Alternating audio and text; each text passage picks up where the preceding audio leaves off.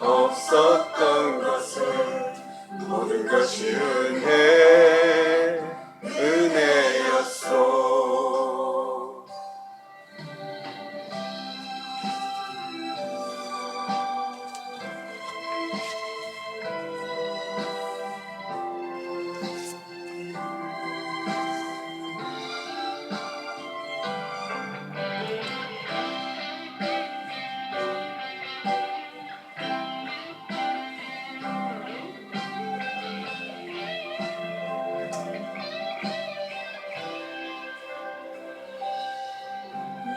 이 땅에 태어나 사는 것,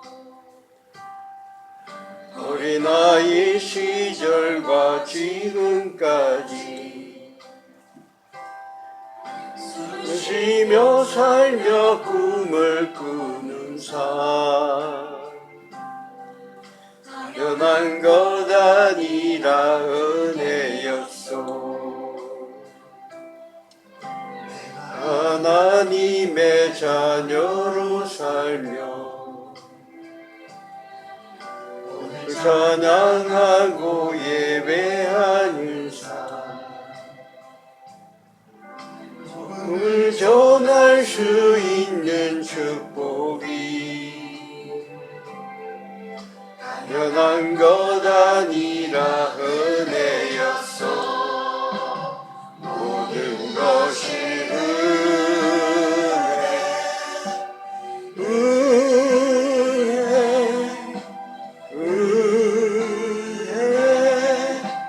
한없는 은혜, 내 삶에 당연한 것 하나도 없었던 것을 모든 것이 은혜였소. 모든 것이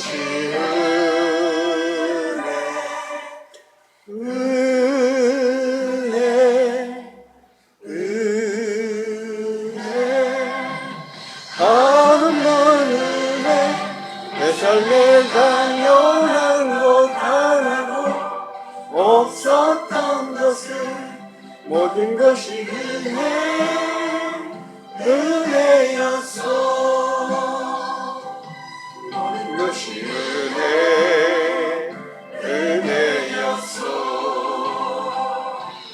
모든 것이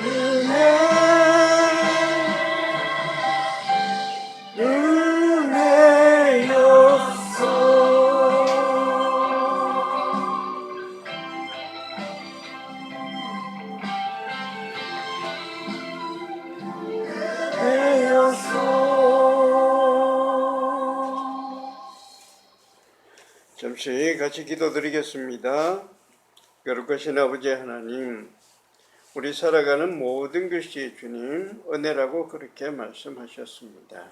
사랑하는 주님, 이 은혜를 받고 살아가는 삶, 언제나 하나님께 주여 언제나 바른 삶, 옳은 삶, 또한 주님을 기쁘게 하는 그러한 삶을 살아갈 수 있게 하여 주시옵소서. 주님, 이제 말씀을 듣는 시간입니다. 주님, 우리의 몸과 마음을 지켜주시옵소서. 말씀은 내 발의 빛이요 등불이라고 하신 말씀임을 기억합니다. 말씀은 우리가 가는 길을 환하게 밝혀줍니다. 어두운 밤에 등불 같게 하십니다. 말씀을 따라가면 그곳에는 우리를 살리는 생명의 길이 있습니다. 이 생명의 길을 찾으려고 애쓰는 사람들이 되게 하여 주옵소서. 생명의 길을 알아보는 사람들이 되게 하여 주시옵소서. 말씀을 전하는 자에게 먼저 찾아주셔서 바른 말씀을 바르게 전할 수 있는 능력이 임하여 능력의 사람이 되게 하여 주시옵소서. 주여, 끝날 때까지 주께서 함께 하실 것을 믿으며 우리 주 예수 그리스도의 이름으로 기도를 드립니다. 아멘. 우리 오늘 말씀은 사도행전 12장 12절부터 17절까지 말씀입니다. 말씀 제목은 누구를 위하여 기적은 일어나는가, 이런 말씀으로 드리려고 합니다. 12절부터 17절까지 말씀 같이 함께 한번 읽어보도록 하겠습니다. 깨닫고 나가라 하는 요한의 어머니 마리아의 집에 가니 여러 사람이 거기에 모여 기도하고 있더라. 베드로가 대문을 두드리는데 로데라 하는 여자아이가 영접하러 나왔다가 베드로의 음성인 줄 알고 기뻐하여 문을 미처 열지 못하고 달려 들어가 말하되 베드로가 대문 밖에 섰더라 하니 그들이 말하되 네가 미쳤다 하나 여자아이는 힘써 말하되 참말이라 하니 그들이 말하되 그러면 그의 천사라 하더라. 베드로가 문 두드기를 그치지 아니하니 그들이 문을 열어 베드로를 보고 놀라는지라. 베드로가 그들에게 손짓하여 조용하게 하고 주께서 자기를 이끌어 옥에서 나오게 하던 일을 말하고 또 야고보와 형제들에게 이 말을 전하라 하고 떠나 다른 곳으로 가니라. 아멘. 오늘 그 사도행전 12장에는 베드로가 옥에 갇혀 있다가 풀려나는, 기적적으로 풀려나는 그런 기적에 관한 얘기가 나옵니다. 성경에는 기적에 관한 얘기가 참 많죠. 종류도 많습니다. 사람이 죽었다가 살아나는 그런 기적도 있고요. 병에서, 오래된 병에서 고침을 받는 그런 기적도 있습니다. 또 어려운 문제를 해결받는 그런 기적이 있죠.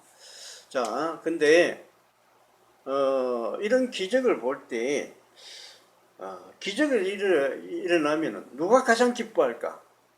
당연한 얘기겠지만 당연히 기적을 받는 사람, 병이 고쳐지는 사람, 문제가 해결되는 사람, 그 사람이 이제 제일 기쁘겠죠. 기쁠 건데, 근데 그 사람만 기쁜 건 아니죠.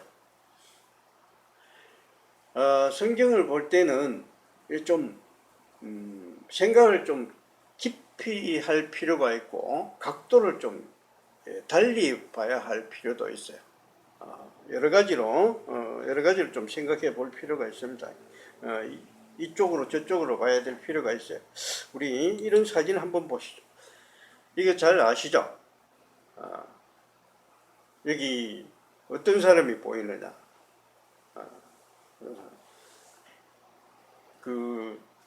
어떤 사람 보입니까?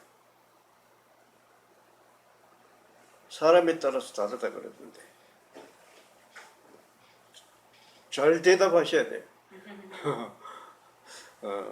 어린 사람은 어린 사람으로 보인대요.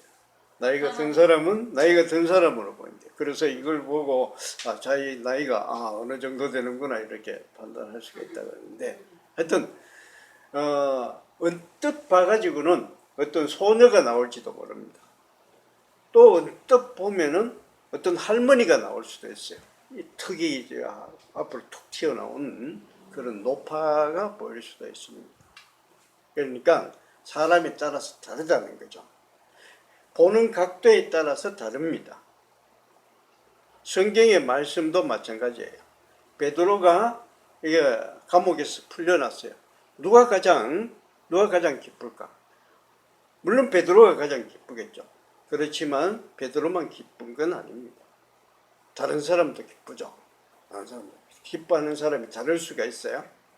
그래서 이거 마땅히 이런 것 여러 각도로 이렇게 성경을 볼 필요가 있는 건데, 예루살렘에서 계속해서 기독교가 막 번창하고 있었어요. 그러니까 이 유대교의 유대인들이 굉장히 싫어하는 거예요. 아주 날카로워져요. 유대 나라에는 유대교가 번창을 해야 되는데 기독교가 번창을 하고 있으니까 아주 싫어하죠. 근데 그때의 당시의 임금이 누군지 알아요? 당시의 임금이 헤롯 임금입니다. 헤롯 임금이 그 중에 사도들 중에 한 사람, 그러니까 요한의 형제 야고보라는 사람이 있습니다. 그 12제자 중에 한 사람이죠. 예수님의 동생도 야고보가 있어요. 그 사람은 아니고 12제자 중에 한 사람 야고보가 있는데 그 야고보 그 사람을 잡아서 죽였습니다. 그러니까 굉장히 좋아하는 거예요. 유대인들이. 그래서 헤롯 임금이 그를 이렇게 요한을 잡았죠. 야고보를 잡아서 이렇게 좋아한다면은 이번에는 정말 사람들이 기독교인들이 좋아하는 베드로를 한번 잡아보자. 그래서 죽여보자. 이렇게 해서 베드로를 잡아들였습니다. 잡아들여서 죽이려고 했는데 그때 마침 그 명절이 돼서 죽일 형편이 안 됐어요. 그래서 베드로를 그때까지 살려두려고 감옥에 가둬두려고 2중 3중으로 베드로를 도망가지 못하게 지키고 있었습니다. 근데 하나님께서 천사를 보내셔서 베드로가 풀려나오게 했어요. 그래서 기도하는 사람들이 있었는데 그 기도하는 사람들에게 보내줬습니다. 자, 이 기사를 읽고서 제일 먼저 우리 머리에 떠오르는 게 어떤 거겠어요? 제일 먼저는 베드로가 풀려나와서 참 좋겠다. 그리고 이 사람들이 참 좋겠다. 그리고 기도하는 사람들도 베드로가 풀려나왔으니까 참 좋겠다. 이렇게 생각할 수가 있죠. 그게 가장 먼저 떠오르는 생각일 거예요. 근데 또 이런 거 생각해 볼 수 있어요. 이것을 보고 사람들이 뭐 당연히 그렇게 생각할 수 있는데 사람들이 기도를 하면서도 자기가 기도하는 것이 이루어지리라고 생각하지 않고 기도하는 사람들이 많다는 것, 그런 거 많이 얘기합니다. 그런 얘기 많이 해요. 그런데 그것만 있는 건 아니죠. 자, 12장, 사도행전 12장에 보면은 이때의 상황을 굉장히 자세하게 설명을 해줘요. 자세하게 설명합니다. 베드로를 잡아들였는데 감옥에 감방에 넣었는데 감방에 군인 한 사람하고 같이 넣었습니다. 군인하고 같이 묶어두었어요. 그래서 도저히 도망가지 못하게끔. 만약에 베드로를 빼내려고 하면은 군인을 건드려야 돼요. 아무리 그래도 이 같이 묶여져 있는 베드로 그 군인을 건드리지 않고 베드로를 뺄 수가 없어요. 그래서 철저하게 묶어 놨습니다. 그리고 베드로가 빠져나가려고 그러면 감방에서 빠져나와야 되고 철문이 2개가 있어요. 철문이 2개가 있는데 그걸 빠져나와야 되고 그 철문 2개를 통과하고 난 뒤에 시내로 통과하는 마지막 철문이 있습니다. 감옥문이 있어요. 그걸 또 빠져나와야 됩니다. 그리고 근데 천사를 보내서 이거 다 해결했어요. 해결했는데 베드로가 자기한테 일어나는 일을 가만히 보니까 이게 꿈인지 생신지 자기가 분간이 잘 안 되는 거예요.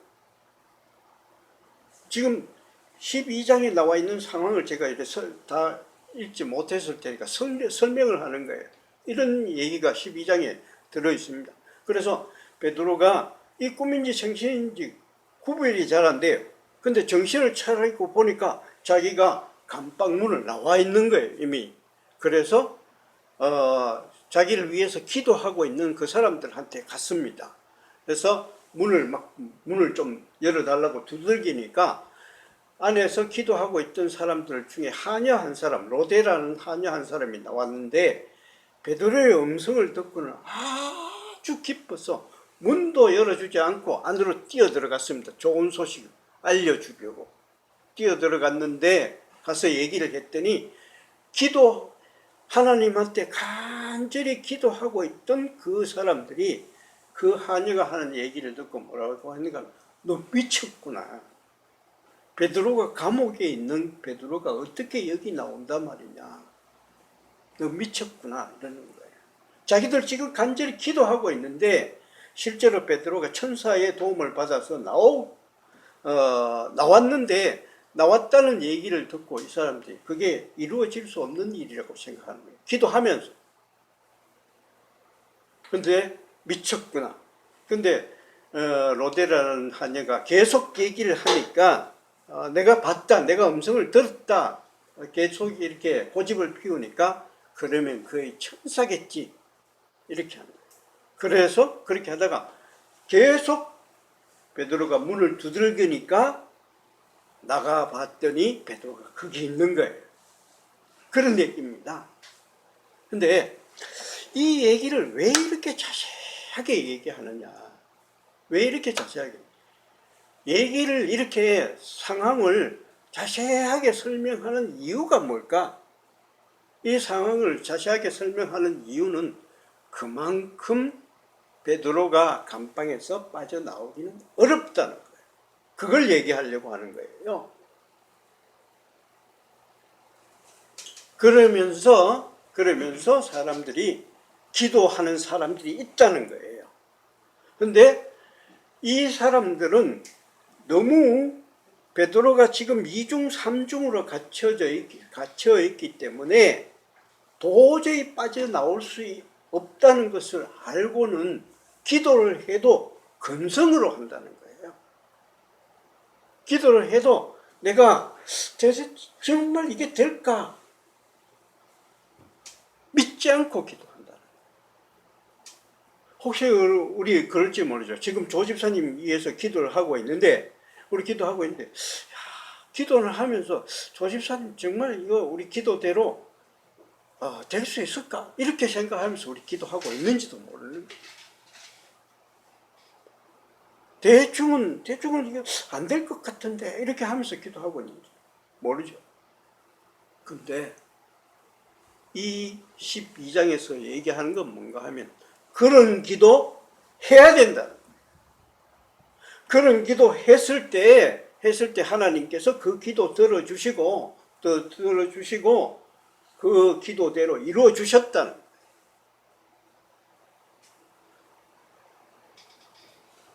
믿음이라는 게 뭐냐? 믿음이라는 거 원래 이루어질 것 같지 않는 것을 믿는 게 그게 믿음. 다 이루어질 줄 알고 다 알고서 믿는다 해봐야 그건 믿는 거 아니죠. 아는 거죠. 믿음의 본질은 뭐냐? 믿음 실현 가능성이 없는 것을 믿습니다 하고 이렇게 들어가는 그게 믿음. 아브라함이 믿음의 조상이잖아요.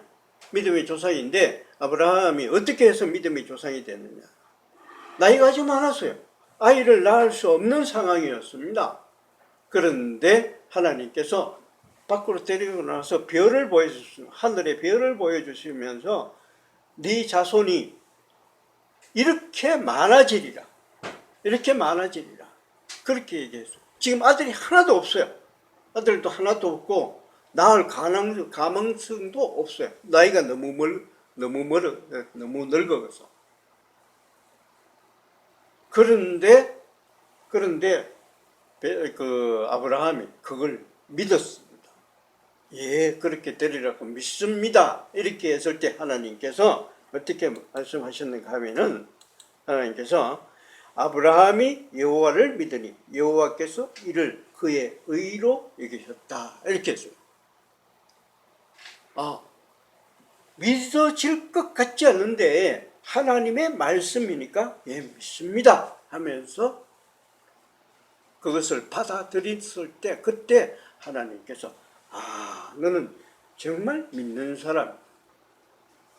이렇게 해서 아브라함이 믿음의 조상이 된 거예요. 믿지 못할 상황에서 그것을 받아들인 거예요. 우리 기적이라는 거 전부 다 어떤 거예요? 믿지 못할 상황에서 일어나는 겁니다. 죽은 사람이 어떻게 일어납니까? 죽은 사람이 못 일어나요. 그런데 일어나리라 이렇게 말씀했을 때 그거 믿는 것, 그게 믿음이에요. 사람들이 생각해 봤을 때 베드로가 어떻게 거기에서 빠져나올 수 있을까? 믿어지지 않아요. 믿어지지 않지만 그래도 사람들이 그래도 하나님이라면 할 수 있으리라 이렇게 믿고 기도하는 것, 그게 믿음. 우리 이런 믿음 가지셔야 돼요. 지금 여기 나와 계시는 분들 전부 다 그런 믿음 가지게 되시기를 축원드립니다. 아멘. 예, 그리고 여기 또 하나 이런 게 있습니다. 사람들이 어떤 거냐, 과연 이건 누구를 위한 기도일까? 누구를 위한 기적일까? 누구를 위한 기적? 그 주위에 있는 사람들, 베드로뿐만 아니라 그 주위에 있는 사람들을 위한 기도라는 거예요. 그런 기적이라는 거예요. 자, 지금 예루살렘에서 기독교가 막 퍼지고 있습니다. 퍼지고 있는데 그 중요한 사람 중에 한 사람이 베드로가 갇혔어요. 갇혀서 죽어버리면 아주 큰 타격을 받겠죠. 그래서 하나님께서 베드로를 건져주시는 거죠. 그렇지만 베드로만 살아난다고 해서 뭐 되는 거예요? 아니죠. 거기서 베드로와 같이 공동체를 이루면서 기독교의 믿음을 가지고 있는 사람들, 그 사람들 같이 일어나야 되잖아요. 베드로만 일어나서는 안 되죠. 근데 그 사람들, 주위에 있는 사람들, 베드로 주위에서 그를 위해서 기도하고 있는 사람들, 그 사람들을 위해서 베드로를 건져 주신 겁니다. 그 사람들도 지금 야, 이게 어떻게 될까? 잘 믿어지지 않잖아요. 그런데 기적을 일으켰을 때 누가 기뻐하겠어요? 베드로가 물론 기뻐하겠지만 그 주위에 있는 사람들, 그 사람들이 믿음을 크게 일으키는 겁니다. 대개 보면은 주위에 있는 사람들은 기적이 일어날 때 그 순간까지 비웃어요. 누가복음 8장에 보시면은 그런 얘기가 나옵니다. 사람들이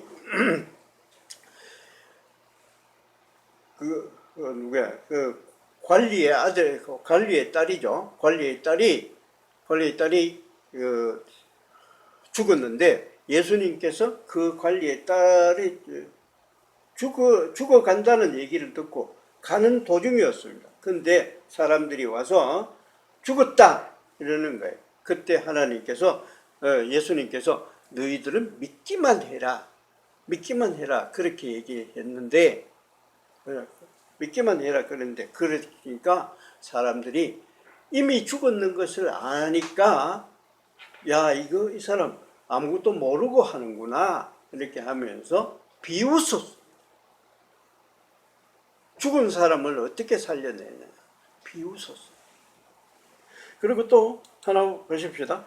요한복음 11장에 보시면은 나사로가 있어요. 나사로가 그 예수님의 친구라고 이렇게 되어 있는데, 나사로가 죽어간다는 얘기를 들었습니다. 근데 그때 예수님께서 이렇게 얘기하는가 하면은 요한복음 11장 4절 보시면은 예수께서 들으시고 이르시되 이 병은 죽을 병이 아니라 하나님의 영광을 위함이고 하나님의 아들이 이로 말미암아 영광을 받게 하려 함이라 이렇게 말씀하시고는요.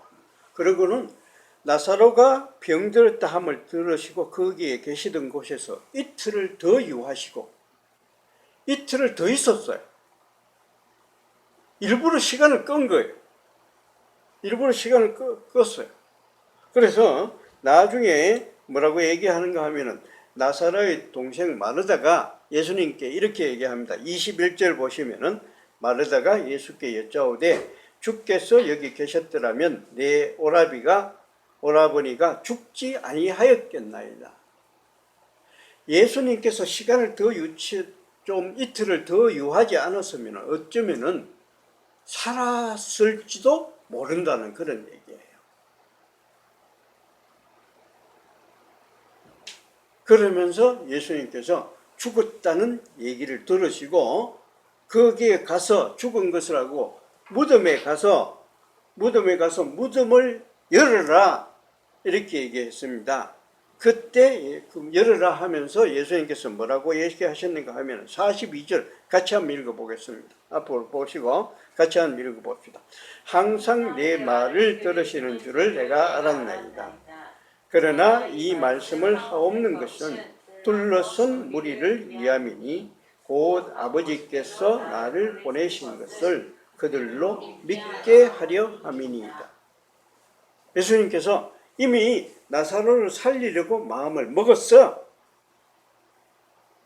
마음을 먹으면서 뭐라고 얘기하는 게 나사로를 살리는 것도 하나의 목적이지만 그들로 주위에 있는 사람, 그들로 믿게 하려 함이니이다. 주위에 있는 사람, 그 사람들을 믿게 하는 게 더 큰 목적이라는 거예요. 나사로를 살리는 것도 목적이 되지만 그보다 더 주된 목적은 주위에 있는 사람들, 주위에 있는 사람들, 그 사람들을 믿게 하려는 거죠. 베드로를 살려내는 것, 감옥에서 끄집어내는 것, 그것 중요하지만 더 중요한 건 뭔가 하면 베드로를 위해서 기도하고 있는 사람들, 그 사람들에게 힘을 주려고 하는 거예요. 이게 더 큰 목적이라는 거예요. 죽은 사람, 죽은 나사로 살려내는 것도 중요하지만 그것보다 더 큰 것은 주위에서 비웃고 있는 사람들, 그 사람들한테 믿음을 주려고 하는 것이 더 큰 목적입니다. 우리 지금 조 집사님을 위해서 기도하고 있죠. 조 집사님을 위해서 기도하고 있는데 어느 순간부터는 전 그런 생각이 들었어요. 과연 누구를 위해서 우리 기도하는가? 이렇게 해서 조 집사님이 우리의 기도를 들으시고 하나님께서 조 집사님의 폐를 다시 일으켜서 다시 이렇게 정상적으로 돌려주신다면은 더 크게 회복시켜 주신다면은 물론 좋은 거는 조 집사님이겠죠. 그렇지만 더 큰 신앙을 가지게 될 사람들은 누구겠어요? 기도하는 사람들 아니겠어요? 아, 하나님께서 이렇게 기도를 들어주시는구나. 하나님께서 이렇게 해주시는구나. 우리의 믿음이 엄청 올라갈 겁니다. 하나님께서 그것 때문에 그렇게 하시는 거예요. 왜 우리가 기도하느냐? 이런 기도, 남을 위한 기도잖아요. 중보기도. 중보기도가 중요한 이유는 뭔가 하면은 그 사람에게도 도움이 되겠지만 중보기도를 하는 그 사람들의 신앙이 폭박하기 때문입니다. 그래서 이 중보기도가 중요한 거예요. 그리고 또 하나 더 나아가서 왜 우리한테 이런 어려움을 자꾸 주실까? 병이라는 게 좀 갑자기 찾아오잖아요. 그런 게 대부분 갑자기 찾아오잖아요. 대부분 갑자기 찾아오는데 왜 이런 병이라는 게 막 오게 할까? 그냥 좀 편안하게 가면은 편안하게 사시다가 편안하게 이렇게 가시게 하면 얼마나 좋은데 왜 이렇게 하실까? 우리들로 하여금 좀 강하게 믿음을 강하게 하시려고. 자꾸 어려움 속에서 들어가면서 거기를 극복해 나가면은 우린 좀 더 깊은 신앙으로 자꾸 들어가는 겁니다. 그래서 어려움을 겪으면 겪을수록 신앙은 더 높아져 가는 겁니다.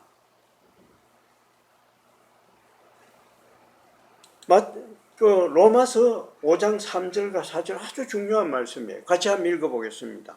우리 잘 아는 말씀인데 다만 이뿐 아니라 우리가 환난 중에도 즐거워하나니 이는 환난은 인내를, 인내는 연단을, 연단은 구원의 소망을 이루는 줄 알미로다. 네.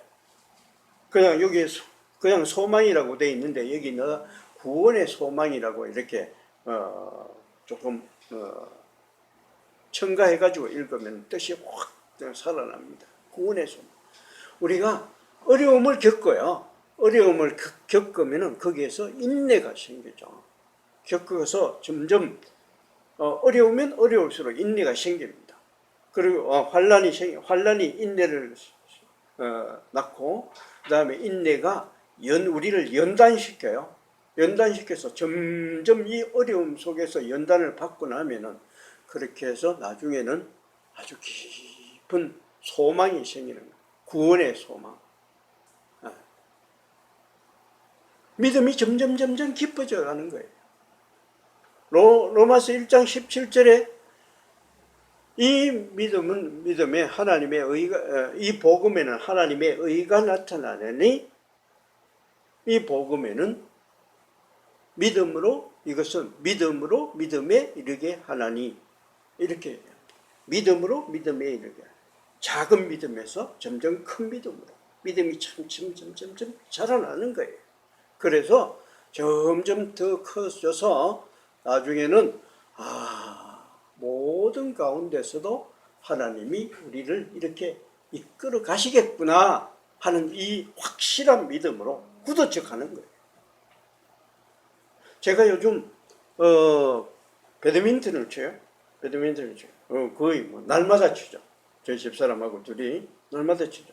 근데 참 좋아요. 한 30분만 쳐도 땀이 쫙 흘러요. 하루에 한 30분 동안 땀을 흘릴 수 있는 그런 게 얼마나 좋습니까? 그 건강에 아주 좋을 거예요.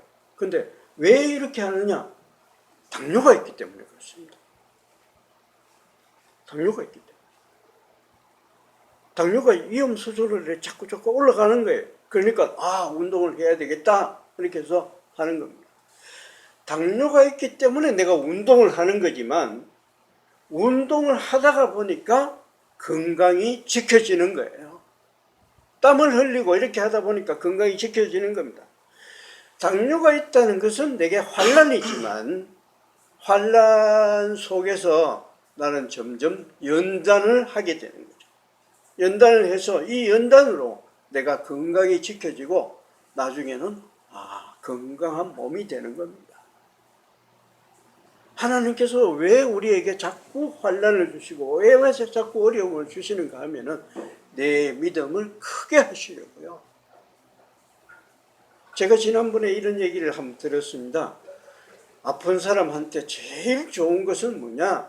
찬송을 들려주는 거다. 힘든 사람들한테 찬송을 들려주는 거다.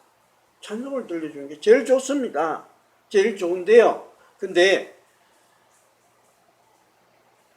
전혀 하나님의 얘기를 자꾸 듣지 않던 사람한테 아프다고 해서 찬송가를 한번 들려줘 보십시오. 대개 어떤 결과가 일어나는가 하면은 듣기 싫다 그래요. 듣기 싫다 그래요. 짜증난다. 들어보질 않았던 거예요. 열심히 듣던 찬송이에요. 노래가 아니니까 오히려 시끄러워요. 단련이 되지 않아서 그런 겁니다. 분명히 아플 때 찬송가가 들어가면 그 사람한테 힘을 줍니다. 좋은 거예요. 힘이 살아나게 해요. 그건 확실해요. 확실한데 평소에 준비가 되어 있지 않는 사람한테 찬송가를 들려줘 봐야 시끄러운 소리밖에 안 되는 거예요. 어려울 때 찬송을 들려줘서 그게 힘이 되려고 하면은 평소에 조금씩 이 찬송가를 듣고 하나님의 말씀을 계속 들어오던 사람이라야 그 속에서 힘을 얻게 되는 겁니다. 사람이 살아가는데 제일 큰 병이 무슨 병이겠어요? 죽음의 병입니다. 제일 마지막에 죽음이 있잖아요. 근데 이 죽음 할 때 이 죽음이 결코 낭만적이지 않습니다. 사람이 좀 더 죽음 너하고 내하고 같이 가자 편안하게 죽음 속으로 들어갈 수 있는 사람이 몇 사람 있겠어요? 그렇지 않습니다. 전 지난번에 한번 그런 거 한번 경험을 해봤어요. 내가 이래서 죽는가 보다 할 때 엄청나게 무서웠습니다. 도저히 이거 누워있을 수가 없었어요. 일어나야 됐어요. 무서워서. 일어나야 됐어요. 근데 그때 죽음도 이런 것이구나. 내가 죽음 참 무섭지만 내가 하나님의 손을 잡고 죽음 속으로 하나님께서 날 지켜주시리라 믿고서 하나님의 손을 잡고서 죽음 속으로 깊숙이 들어갈 수 있는 그런 건 어디서 나오느냐? 평소에 조금씩 환난을 당해서 어려움을 당해서 겪어본 사람들, 하나님께서 이렇게 날 도와주시는구나, 이렇게 지켜주시는구나 조금씩 경험해 봤던 사람들, 그런 사람들이 마지막에 가서 죽음 앞에 이르러도 주님께서 나와 함께 하신다, 주님의 손을 잡고 깊숙이 들어가자, 이렇게 해도 주님께서 내가 이것을 통과하면은 주님께서 나를 천국으로 인도해 가시리라, 이런 믿음이 생성되어 있으니까 그리로 들어갈 수 있는 겁니다. 그것을 위해서 사람들에게 조금씩 환난도 주시고 어려움도 주시고 이렇게 해서 조금씩 견뎌내게 하시는 거예요. 그러면 끝날에 가서 마지막에 가서는 편안하게 갈 수 있다. 주님의 손 잡고 이 어려움 속으로 깊이 들어가자, 이렇게 태연하게 들어갈 수가 있는 겁니다.